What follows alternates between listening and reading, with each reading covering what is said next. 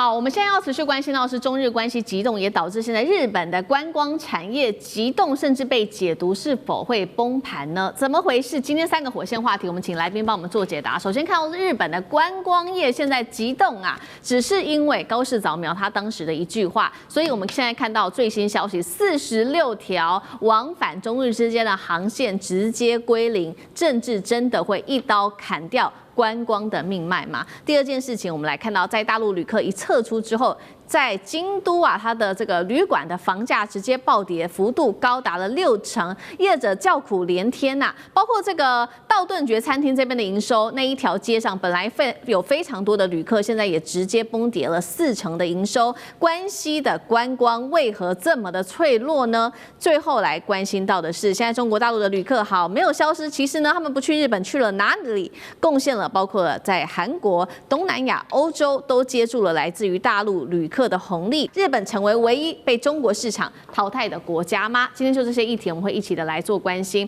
好，趕快來看到，就是因為當時高市的一句話，我們剛剛提到的嘛，中日航線取消哦，明年1月已經確定了2195班，取消率竟然高達40%，46條中日航線2週會全面歸零。接下來看到的情況就是大阪、京都、名古屋到福岡，整個街頭人超級少，幾乎沒人了。那日本對它接下來會有它的觀光產業來說，會造成多大的衝擊呢？我們首先看到，除了說剛剛提到的44萬旅客會喪失之外，總共是涉及到26座大陸內地的城市，18座日本的機場哦，還有這個關西航線成為最大的重災區，超過10條航線也直接停飛。住宿剛剛講的這個旅館啊，京都的房價平均一晚是7000日元，現在暴跌將近60%，只剩下3000日元，還出現只要新台幣300元你就可以入住京都的飯店，極端案例，太便宜了吧？那大飯店現在失去大陸旅客，也帶頭砍價，小飯店怎麼辦呢？只好就是賠錢了。私人旅館超過1000人也都開始做取消預定了，消費也直接降級，包括了這個帝王蟹進貨量直接砍半啊，藥妝百貨伴手禮沒有人在爆買，沒有人潮了，清水寺還有這些知名的景點全面降溫，人流擴散，人流退散。我們現在要看到的是大阪的這一位教授，他直接指出了，你再這樣子搞下去啊，大陸的旅客已經明顯下滑了，我們的零售、我們的住宿，全部在關西的這一些旅客會全面受挫，所以要特別來請教苑老師的一句政治的失言，會導致日本觀光直接崩跌嗎？我們呢，通常來講，去日本最著名的觀光景點呢，就是京阪神，也就是關西地區，就是京都、大阪跟神戶。那我自己的話呢，在做這個系主任的時候呢，曾經跟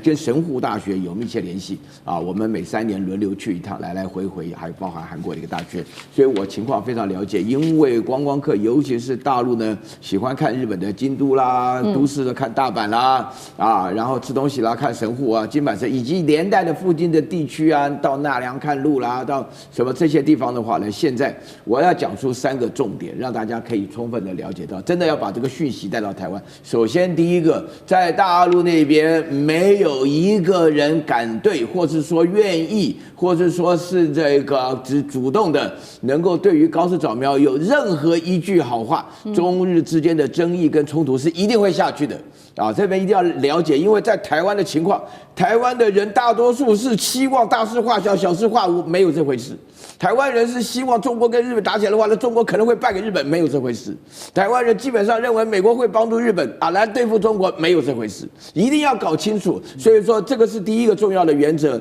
然後第二個原則的話呢，這個大陸只有講說，你們現在不要去日本玩了，就趕快回來吧。所以說，這裡面出現的一個結果就是這個樣子，就是我們代表14億人的心情來講這個問題的時候，就是說只有日本人跟少部分的台灣人搞不清楚的狀況，還會出現啦啦啦叫的不同的看法，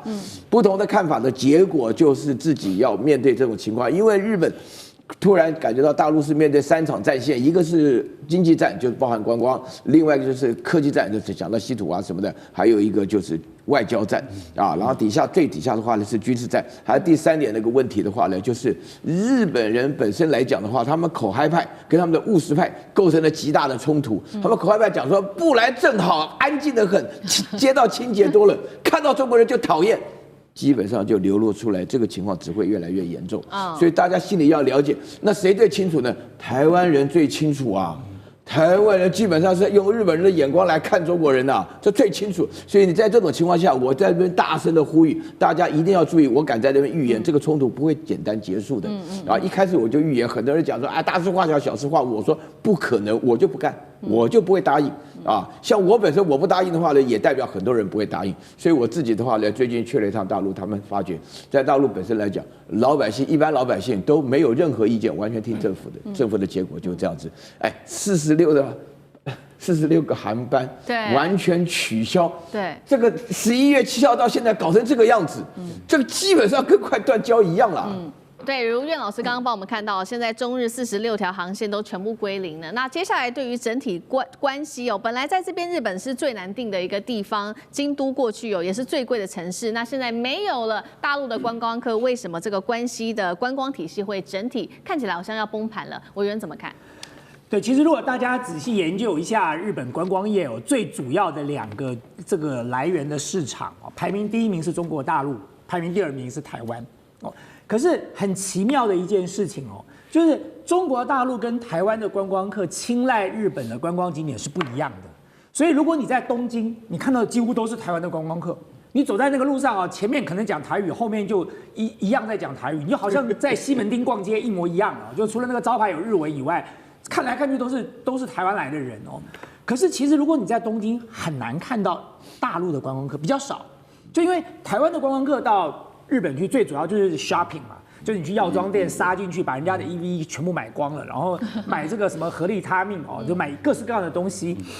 但是中國大陸的觀光客他們比較青睞的是關西，所以如果你到了關西，你到了清水寺，然後你到了這個什麼二條城，你就會發現說，在那裡講的可能都是這個正宗的京片子或者是那種家鄉話了。原來都是中國大陸的觀光團在那裡。那中國大陸的觀光團相對來說，在過去這段時間它的主力都是放在關西，所以關西是哪裡？京都、大阪、神戶、奈良，大概就是這些地方。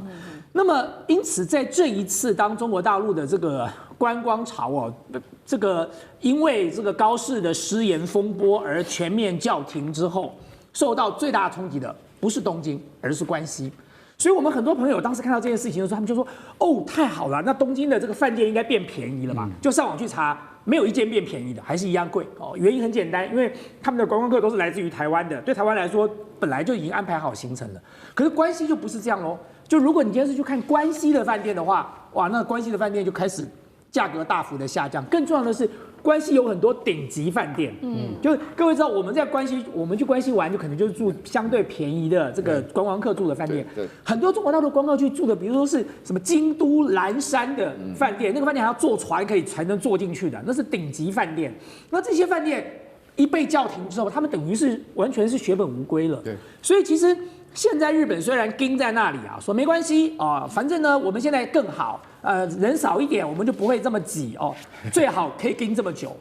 那麼台灣的人就開始喊台灣就心想說，哇，我們現在要全力的去支援日本，可以啊，你們青鳥有錢，你們就去住看嵐山那個要坐船進去的飯店，那個一個晚上好幾萬塊台幣的，你如果住得起，我也佩服你了。所以我覺得对日本的觀光業來講，長遠來說它撐不下去的。就是也許有一部分的觀光客，你說，哎呦，這個時候趁關西便宜，我趕快跑到關西去玩。可是我剛才說過，中國大陸跟台灣分別就是排名第1名跟第2名的觀光客的市場，台灣也不過2300萬人，中國大陸有14億人啊。所以你想想看，在這種比重之下，台灣的觀光客就算增加一點，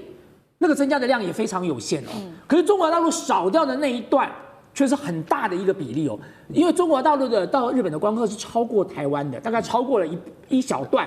就我如果印象沒有錯，大概差幾百萬吧，150万以上。對，但是問題是在這種情況之下，台灣能夠補得非常有限所以我覺得日本現在當然死鴨子嘴硬，他說沒影響那麼觀光品質變得更好。日本你最好就有種繼續這樣講嘛那麼接下來你就看到底是誰撐不住，因為現在真正得利的是哪裡？是韓國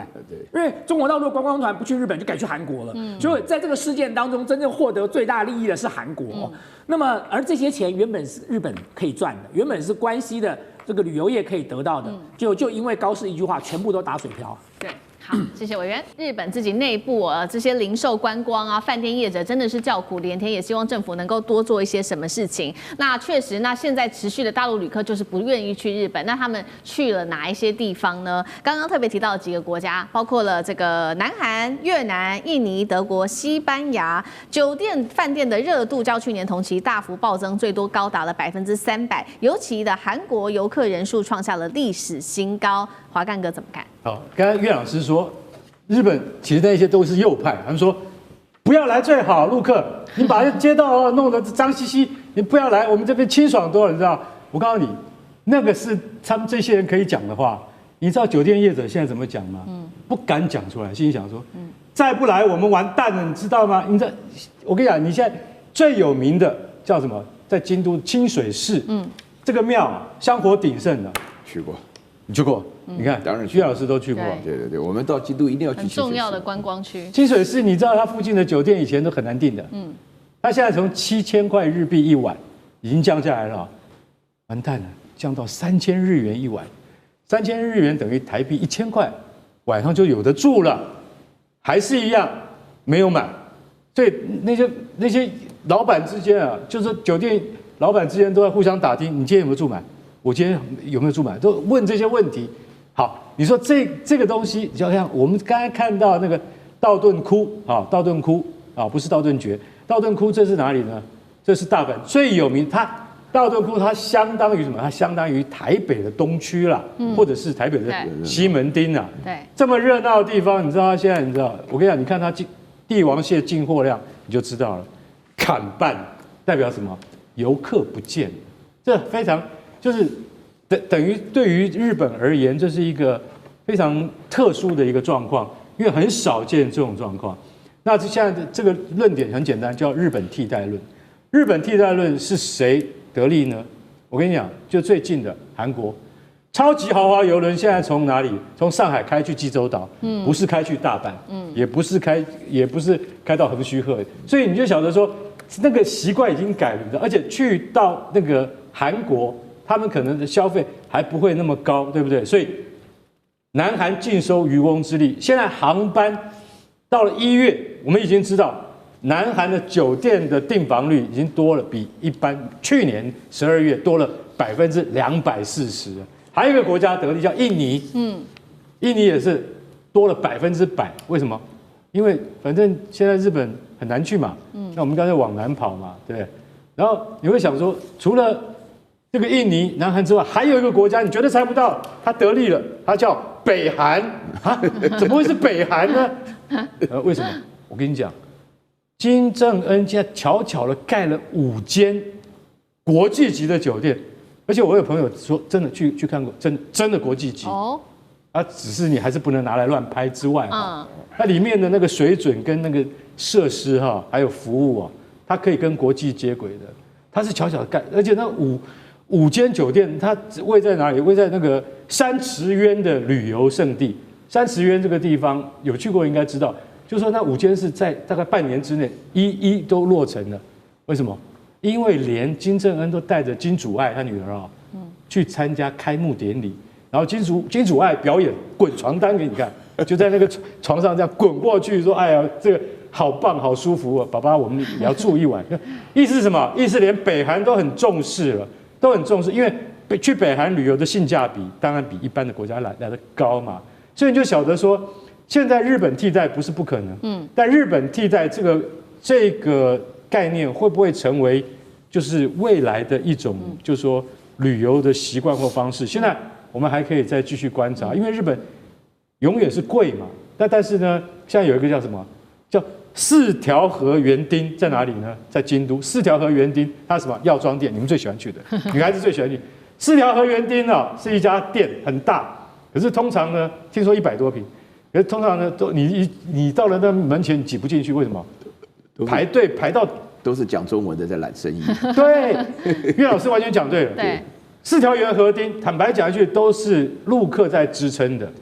沒有陸客的時候，日本當地的自己的消費者也很多。可是多了陸客之後，老闆就很開心，為什麼？水泄不通，擠得進去擠不出來，這樣很開心，對不對？他說現在暢行無阻，沒有人了，沒有人啊，所以在大馬路上你看到沒有人的情況之下，對於日本的經濟的衝擊有多大？很多人都認為說這不是正常的現象。那高市早苗他其實在一部分的那個外交政策上面，他應該到了時機的時候，應該必須要改弦易轍，不然的話，大陸的報復手段還有很多。好，謝謝幹哥。那我們休息一下，馬上回來。地緣政治、美中之爭、戰略價值、強權崛起、小國生存，現在與未來洞悉事件走向，掌握世界脈動，全球觀點。